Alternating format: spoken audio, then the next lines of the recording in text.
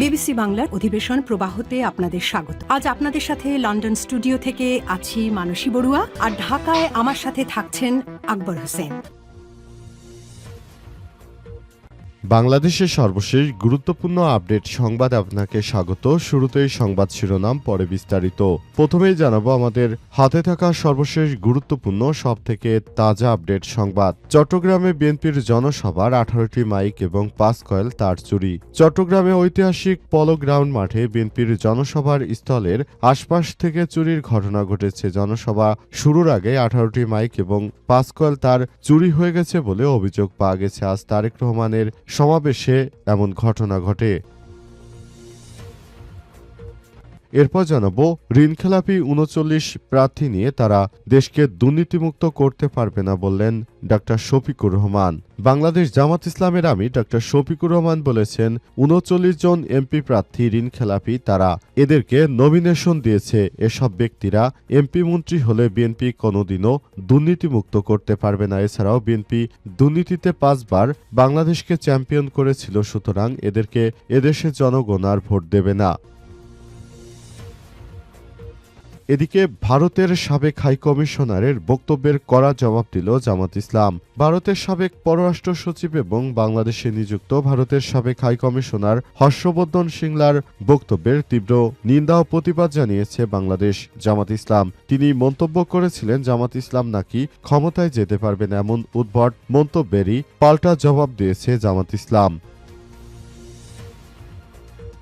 এবারে জানাবো মৃত্যু হলে জানাজায় আসবেন, বহিষ্কারের পর আবেগঘন বার্তা বিএনপি নেতার। হবিগঞ্জ 1 আসনের স্বতন্ত্র সংসদ সদস্য পদপ্রার্থী ও বাংলাদেশ জাতীয়তাবাদী দল বিএনপির থেকে সদ্য বহিষ্কৃত সাবেক এমপি শেখ সুজাত মিয়ার এক আবেগঘন ফেসবুক স্ট্যাটাস ঘিরে রাজনৈতিক অঙ্গনে ব্যাপক আলোচনা শুরু হয়েছে।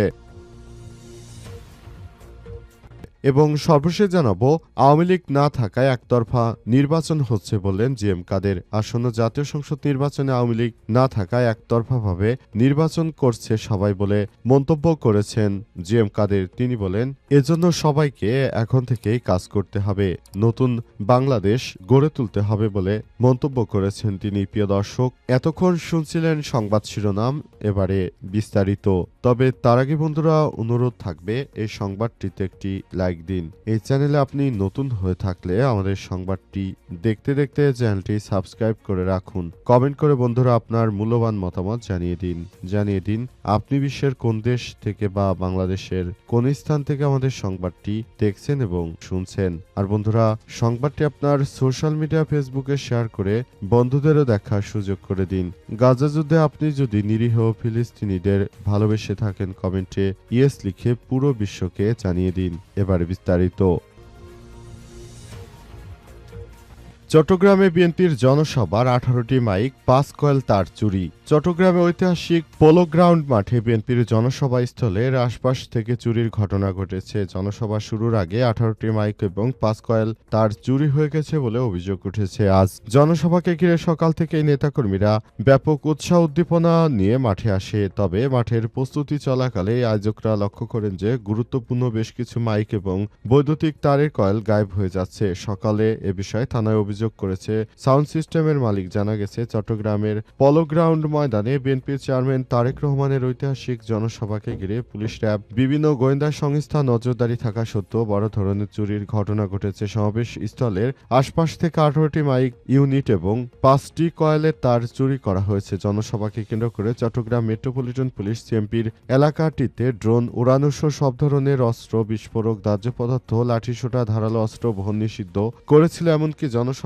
নিরাপত্তায় রাত থেকে এই রাস্তায় যান চলাচল কিছু রাস্তায় বন্ধ করে দেওয়া হয়েছিল। তারপরও পুরো এলাকায় এখন বিএনপির নেতাকর্মীরা আসতে থাকে এবং সেখান থেকে মূলত এই ধরনের কর্মকাণ্ড হয়েছে। এবং এই ধরনের কর্মকাণ্ড ঘটার মধ্য দিয়ে আসলে সারা দেশে আবার নতুন করে আলোচনা এসেছে। তারা যে কোনো বিষয় নিয়ে কোনোভাবেই আসলে এই বিষয়গুলো সাধারণ জনগণ মেনে নিতে পারছে না, কারণ সন্ত্রাসী চাঁদাবাজি, এই চাঁদাবাজ ব্যক্তিরা আসলে কোনো কিছুই করতে পারবে না।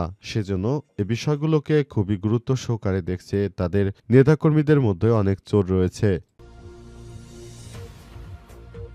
ঋণখেলাপি ৩৯ প্রার্থী নিয়ে বিএনপি দেশকে দুর্নীতিমুক্ত করতে পারবে না। বাংলাদেশ জামাত ইসলামের আমির বলেছেন, বিএনপি আসলে ৬০% ঋণখেলাপিদেরকে নিয়ে তারপর সংসদে যাওয়ার স্বপ্ন দেখছে। তিনি বলেন, যারা মূলত ঋণখেলাপি তাদেরকে নিয়ে তারা কোনোদিনও ভালো কোনো কিছু অর্জন করতে পারবে না।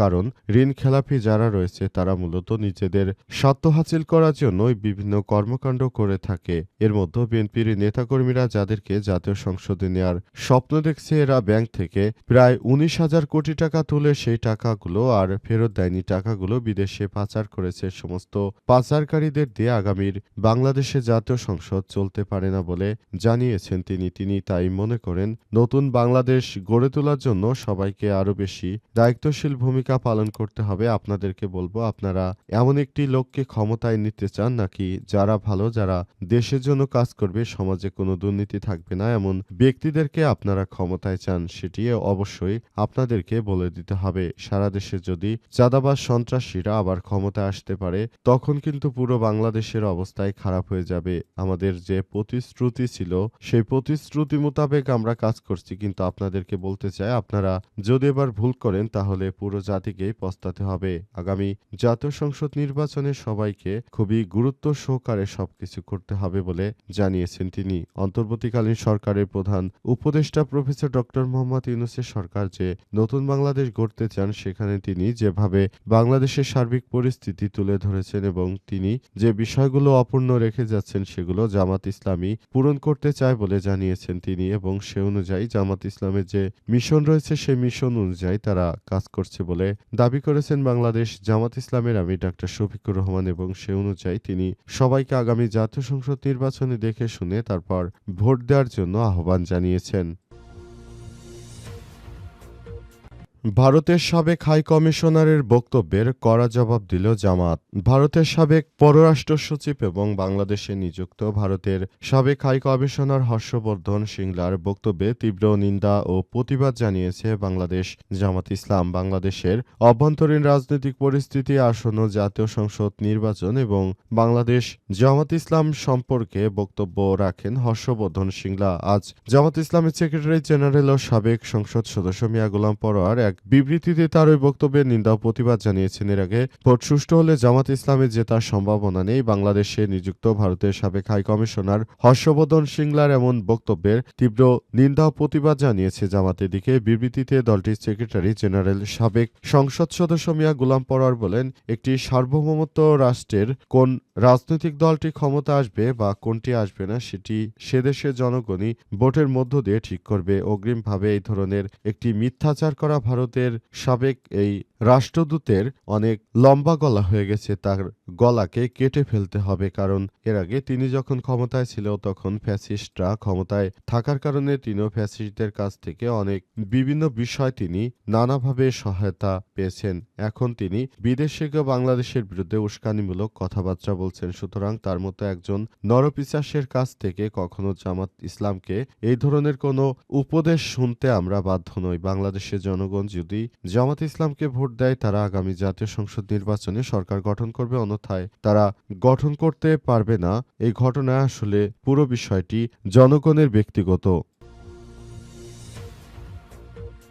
মৃত্যু হলে জানাজা আসবেন, বহিষ্কারের পর আবেগঘন বার্তা বিএনপি নেতার। হবিগঞ্জ ১ আসনের স্বতন্ত্র সংসদ সদস্য পদপ্রার্থী বাংলাদেশ জাতীয়তাবাদী দল বিএনপি থেকে বহিষ্কৃত সাবেক এমপি শেখ সুজাত মিয়ার এক আবেগঘন ফেসবুক স্ট্যাটাস ঘিরে রাজনৈতিক অঙ্গনে ব্যাপক আলোচনার সৃষ্টি হয়েছে। স্থানীয় বিএনপি নেতাকর্মী, অঙ্গ সংগঠনের সহযোগী সদস্যদের উদ্দেশ্য করে দেয়া স্ট্যাটাসে শেখ সুজাত মিয়া রাজনীতির মতভেদের ঊর্ধ্বে এসে ভ্রাতৃত্ব, মানবিকতা, ব্যক্তিগত সম্পর্ক অটুট রাখার আহ্বান জানিয়েছেন। তিনি বলেন, রাজনীতির পথ চলায় ভিন্নমত থাকতেই পারে, তবে পারস্পরিক সম্মান ও সৌহার্দ্য যেন নষ্ট না হয়, এটাই প্রত্যাশা। স্ট্যাটাসে তিনি উল্লেখ করেছেন, মাত্র কয়েকদিন আগেও তিনি দলের একজন কর্মী হিসেবে নেতাকর্মীদের সঙ্গে কাঁধে কাঁধ মিলে কাজ করেছেন। পরিস্থিতি পরিবর্তনে আজ ভিন্ন অবস্থানে থাকলেও দলের নেতা এবং সহযোদ্ধাদের প্রতি তার ভালোবাসা ও সম্মান অপরিবর্তিত রয়েছে বলে জানান তিনি। শেখ সুজাত মিয়া বলেছেন, আমি আপনাদের সবাইকে সবাইকে চিনি বুঝি।